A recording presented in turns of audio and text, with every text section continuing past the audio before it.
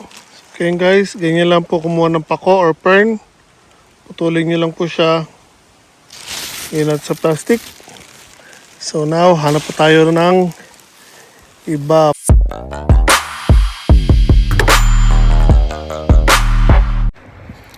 Hello guys, magandang hapon po sa inyo lahat. We're back here at the property. Ayun yung garden. Ayun yung bundok. So, now, baba tayo doon sa may kawayanan. Mangunguha tayo ng pako or fern para iulam natin. Samahan nyo ko guys. Yan, do not enter daw. So okay guys, ayun yung kawayanan. Yun yung property, yung mga tanim kong saging. Ito, buhay na po yan. Pero nahihirapan, kailangan natin putulin to. Ayan, para lumabas ng bagong dahon. Labas na rin ng mga anak niya. So, punta tayo doon, makunguha tayo ng pako.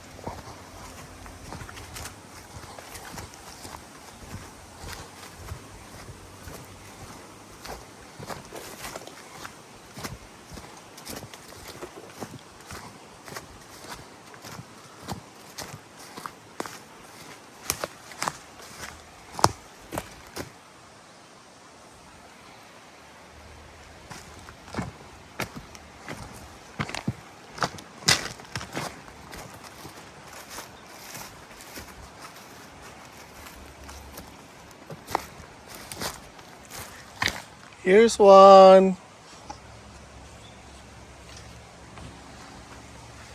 Kunin ko lang yung plastic ko. Okay guys, ganyan lang po kumuha ng pako or fern. Putulin nyo lang po siya. Inat sa plastic. So now, hanap po tayo ng iba para marami tayong mailuto.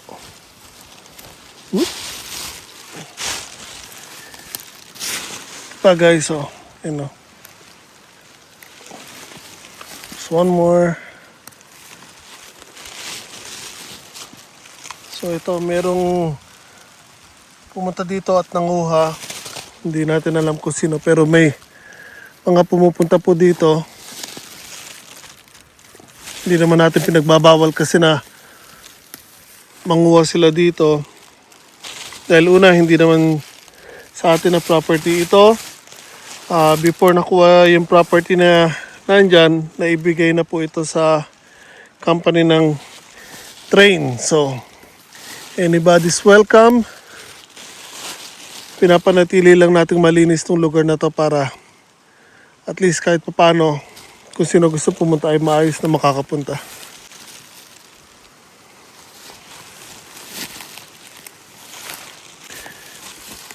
Yun pa, dalawa.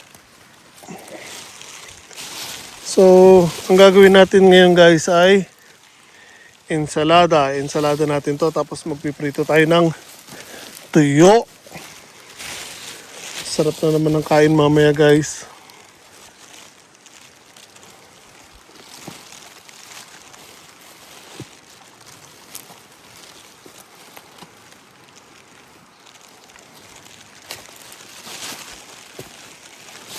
Ito, pwede pa to. This one.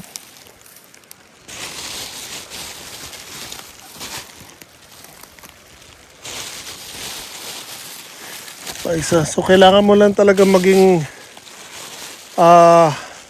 mapagmasi dahil pag hindi ka talaga naghanap, hindi mo sila masyado makikita minsan. Makakaligtaan mo or malalagpasan mo.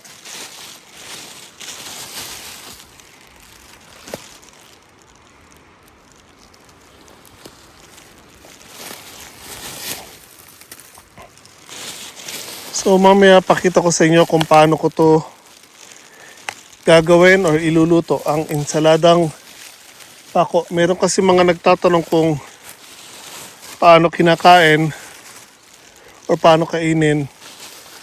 Kaya mamaya gagawa natin ng video kung paano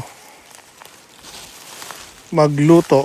So again, ang gagawin natin dito sa makukuha natin pako ay ensalada. Pero aside from that, masarap din po siyang ilagay sa sinigang na isda.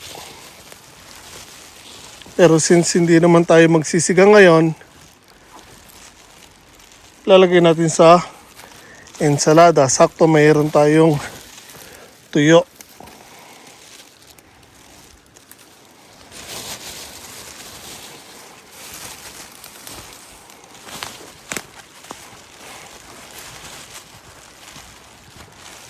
So again, ito pa yung property. Kasama po yan doon sa taas. Kaya nga lang again, ito, bago pa natin nakuha yung property doon sa taas, ay naipamigay na po.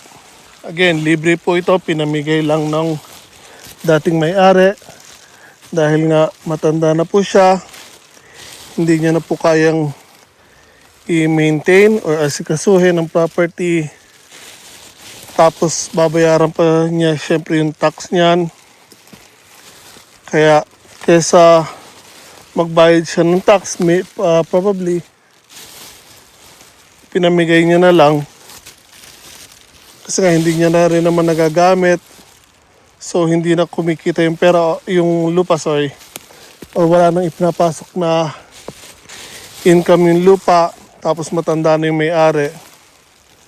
So nagiging burden na lang yung lupa, kaya ang ginawa niya, ipinamigay niya na lang.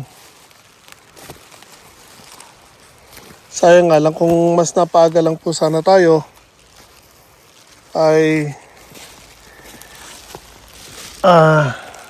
napasama po sana sa pagkuha natin tong property na nandito sa baba. Pero okay lang kasi kahit paano malaki pa rin naman yung nasa taas. Kaya lang kung iisipin mo lang guys, malaki pa to.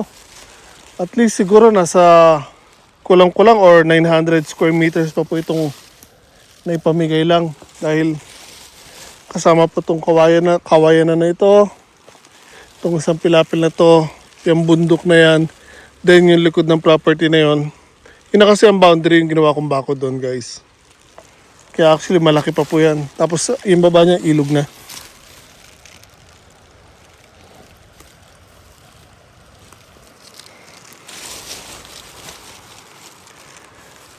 Okay, so most likely everyday may mga nangunguha dito ng pako. Kasi nung last time nung bubungkal ako ng lupa last week, may dumating na 3 tao, nabutan nila ako, nagpaalam na kung pwede silang manguha ng pako. Then kaibigan daw sila nung isang kakilala natin. Kaya ayun, hinayaan lang natin.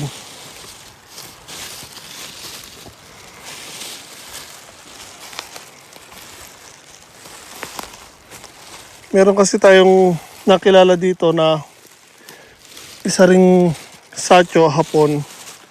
So paminsan-minsan pumupunta siya dito at nangunguha rin ng ganito ng pako. So yun, minsan meron siya sinasabihan ng mga kaibigan niya na minsan pumupunta rin dito at nangunguha rin.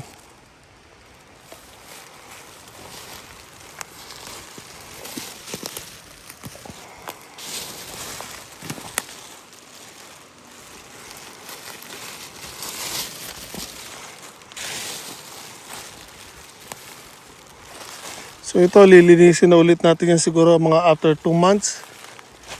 Puputulin ko ulit yung mga kawayan kasi kumakapal na naman yung mga kawayan.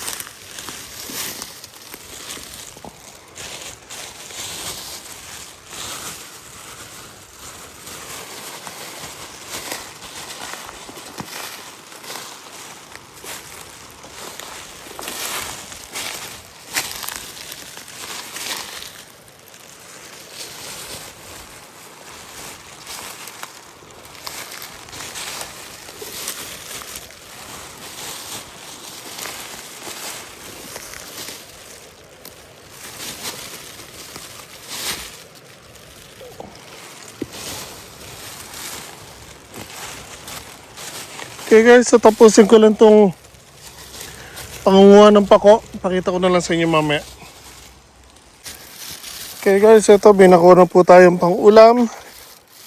So balik na tayo dun sa taas. Then prepare natin to. Again, pakita ko na lang sa inyo mamaya kung paano natin ito lutuin. Okay guys, so ayan na po. Meron tayong tuyo at yung ensaladang pako natin. Meron tayong bagong saing na kanin. So, kain na po tayo guys!